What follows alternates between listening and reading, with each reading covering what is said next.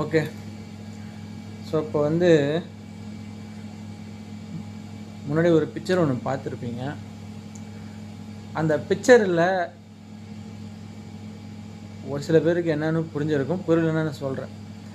அந்த செவுத்தில் பார்த்தீங்கன்னா, இதை நான் வந்து நேரடியாக பார்த்த ஒரு காட்சி. ஒரு ஹாஸ்பிட்டலில் நேரடியாக பார்த்த ஒரு காட்சி. கை கழுவுறதுக்குன்னு ஒரு வாஷ் பேஷன் வச்சுருக்கிறாங்க. சுத்திகரிக்கப்பட்ட குடிநீர்னு அந்த 3 டேப்பும் இருக்குது. அது உங்களுக்கு ஃபோட்டோவில் பார்க்கும்போது தெரியும். நம்ம ஆட்கள்லாம் நேராக அந்த சுத்திகரிக்கப்பட்ட குடிநீர்னு போட்டிருக்கு இல்லையா, அதுக்கு தான் போகிறான். கை கழுவுறது, மூஞ்சை கழுவுறது, சாப்பிட்ட டிஃபன் பாக்ஸ் அதில் கழுவுறது. அங்கே ஒரு செக்யூரிட்டி நானும் பார்க்குறேன். ஒரு 2 மணி நேரமாக பார்க்குறேன். 2 மணி நேரமாக ஒரு செக்யூரிட்டி சொல்லிக்கிட்டு தான் இருக்கிறாப்புல. அதை சொன்னதுக்கு ஒருத்தன் சண்டைக்கு வரான்.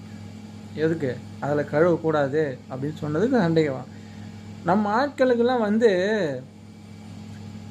என்ன மாதிரியான மனநிலை, என்ன புத்தினே தெரிய மாட்டேங்குது. ஒருத்தர் சொல்கிறாப்புல, இவங்களுக்கெல்லாம் அந்த டஸ்ட்பினை கொண்டு போயிட்டு அந்த டேபுக்கு பக்கத்துலேயே வச்சா கூட, ஆனால் டஸ்ட்பினில் கொட்ட மாட்டாங்க, அந்த வாஷ் பேஷனில் தான் கொட்டுவாங்க. அந்த டேபு இருக்குது அது கீழே தான், அதில் தான் கொட்டி அப்படியே கழுவிட்டு வருவாங்க. இவங்களெல்லாம் திருத்தவே முடியாதுன்னு ஒருத்தர் சொல்கிறார். அப்படி தான் நடந்துக்கிறாங்க. நம்மளுடைய மக்களும் அப்படி தான் நடந்துக்கிறாங்க. கொஞ்சமாவது ஒரு காமன் சென்ஸ்னே இல்லை. அப்படியே சாப்பிட்டுட்டு அப்படியே போட்டு போகிறாங்க. அது ஒரு ஹாஸ்பிட்டல்.